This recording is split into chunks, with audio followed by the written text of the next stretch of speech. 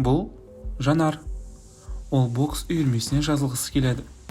Алайда, үйірме тек ұлдарға арналған екен. Әлия болса, далада бірнеше баланың басқа бала заттарын шашып, мазақ етіп жатқанын көрді. Бірақ ол бұл жағдайда не істеу керектігін білмеді.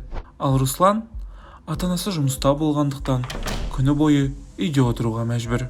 Бұның бәрі бала құқығының бұзылуы.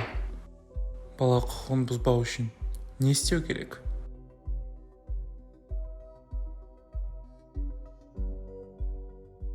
Если мы говорим о правах ребенка, то на самом деле к ребенку относятся практически все права, которые присутствуют и у взрослого человека.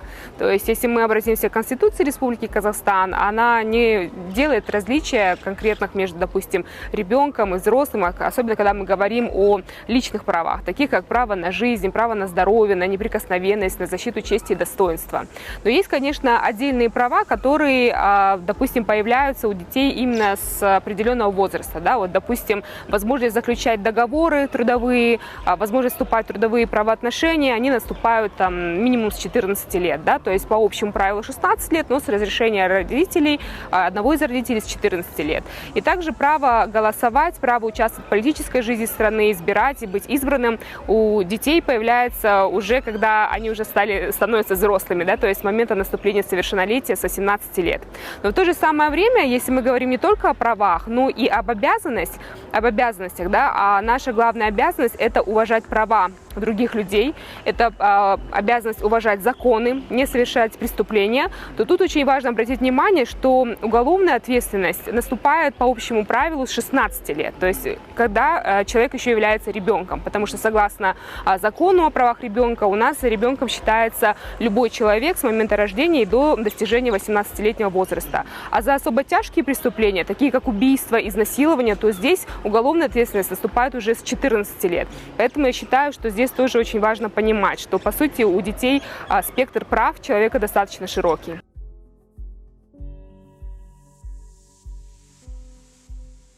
Я бы сказала, что у нас существует, так сказать, двойственность системы защиты прав человека и, в частности, защиты прав ребенка. С одной стороны, у нас как будто бы существует такая красивая декорация, красивая картинка для внешнего мира, да, для других организаций международных, для Организации Объединенных Наций, Агентства ООН, для международных партнеров других стран. И для них мы всегда можем показать, что да, Казахстан является подписантом и страной-участницей Конвенции ООН о правах ребенка, причем это была первая международная конвенция, которую Казахстан ратифицировал в своем независимом статусе в 1994 году.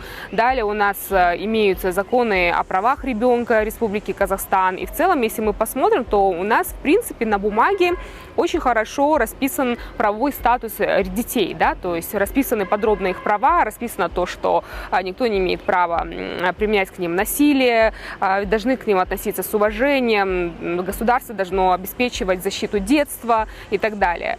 Однако, если мы уже коснемся на бытовой уровень, то здесь проблема возникает в том, что дети у нас, по сути, не участвуют как активные субъекты в защите прав ребенка. То есть, к чему это выражается? Да? То есть, у нас не преподаются права ребенка в школах.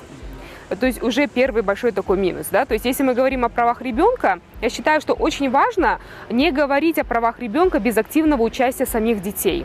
И дети сами должны становиться активными субъектами профилактики любых правонарушений в отношении детей.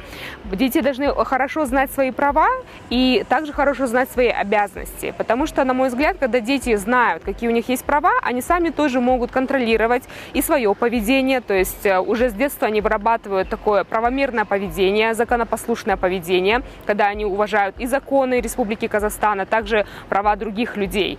А во-вторых, когда дети знают свои права, они могут вовремя понять, что, возможно, в отношении них осуществляется какое-то правонарушение. Либо они могут сразу понять, если они стали свидетелями какого-то преступления в отношении другого человека. И очень важно, чтобы дети знали о своих правах, потому что тогда они не будут бояться сообщать об этих преступлениях.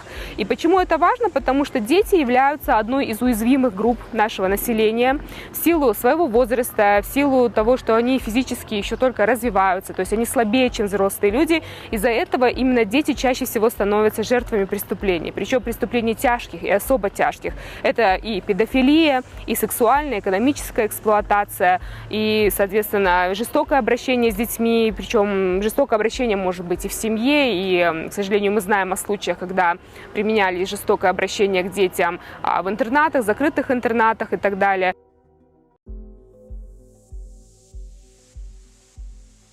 Көп жағдайда біздің ата-аналарымыздың тәрбиесі кезінде олар қалай жасайды? Бала менің айтқанымды жасаса, яғни контроль арқылы, иә. Және әке-шешесінде өзінің бір балаға қарсы ожиданиясы болады. Мен баладан осындай әрекет жасағанын күтемін. Мен баланың осындай болғанын қалаймын деп. Бірақ ата-ана бұл кезде баланың жеке тұлға екенін ұмытады. Сонда ол кісінің қалауы, өмірлік тәжірибесі, өскен ортасы, ол кісінің әке-шешесі, ол кісінің бауырлары, жұмысы, мамандығы, яғни күйеуіменен қарым-қатынасы, сол кісінің таңдағаны барлығы бұл бөлек тарих, бөлек история, солай ғой.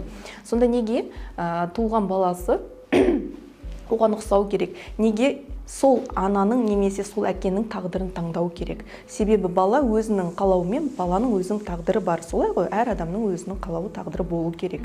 Осы себептен ата-аналарға айтылатын үлкен өтініш бұл баланы тұлға ретінде қабылдай білу.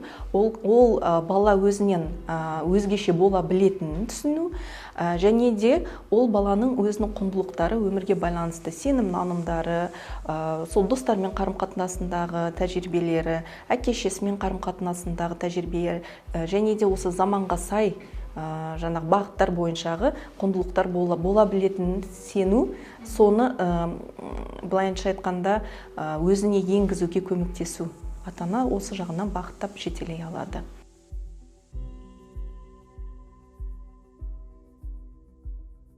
Өзін жаңа баласын тұлға ретінде өсіре алмаған ата-ана, кейін артыңызда қалған балаңыз сіз болмасаңыз, былайынша айтқанда постоянно бір нәрсеге тіремелдеп, сүйемелдеп жүрген адам, былайынша айтқанда психологиялық тұрғыда ол мүгедек, оған постоянно балдақ керек, солай ғой. Сонда сіз балаңызды қандай қып көргіңіз келеді? Сізге тәуелді, байланысты, және сіз соның балдағы болып жүргеніңіз қалайсыз ба? Жоқ, оның жеке тұлға болып өскенін қалайсыз ба? Осы тұрғыда көп ойлану қажет деп ойлаймын.